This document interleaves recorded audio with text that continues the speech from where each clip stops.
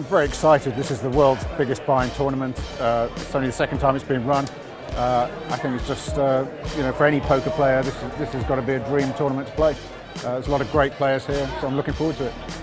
I don't have particular charities that I'm thinking about in terms of winning. I think my goal is just to focus on winning and then think about what happens next after that.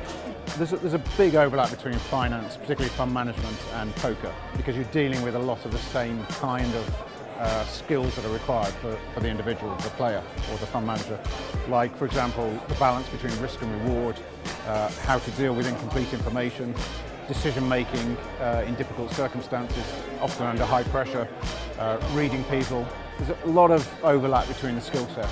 So both of those activities help the other as far as I'm concerned. I think it's difficult to say who has the edge here. I think you've got some really highly skilled poker players who know how to deal with pressure, who should normally have the edge.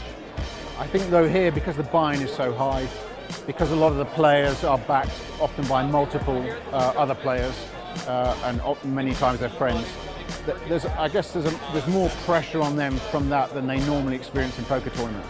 And I guess that will affect them differently. So in some senses, the businessmen have an edge if they can afford to lose the money and they're not being backed.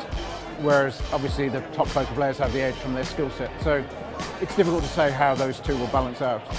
I would say on balance, the top few poker players know how to deal with that pressure and have a very skilled game. They've got to be the favourites.